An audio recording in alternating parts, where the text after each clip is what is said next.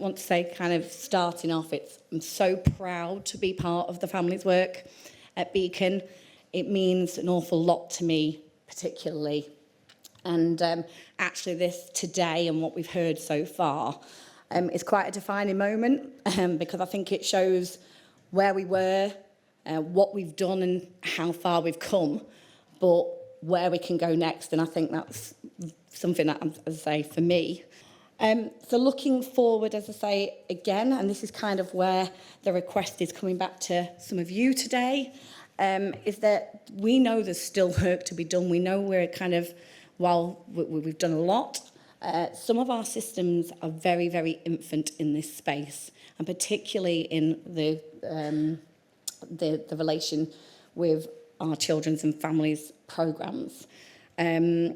We want people to start being more curious. It does start with that screening. It's about asking those questions. If you are working with family members or families on a regular basis, is there something to explore? Is there a conversation to be had? Can you just have the conversation anyway? We're not asking people now to transform the wheel of what they do. We're just asking for a wider shift in perspective. And I think that's quite simple to do. Because I think it's through that broader lens now, not just from the work that we're putting out there, that actually through our external stakeholder and partner work, that we can support that societal and cultural shift that's actually needed around gambling-related harms. So with MPAT, as I say, this is looking at the programme model that has been in existence in the drug and alcohol space for some time and it's quite well known in that. We're running for the first time in sort of forward going a family programme here in the Merseyside district. So this is looking specifically at family interventions, which can take forms in multiple ways, you know, in accordance for those that might be impacted, particularly for children and their guardians, children between the ages of 8 and 17, where you're most likely to see that kind of presence of a harm on their everyday life. I kind of want to know a little bit more about that and the work that we're kind of developing in that family space. Please have a word with me afterwards. And we've got, I think, Andy and his team from the Forward Trust here today as well.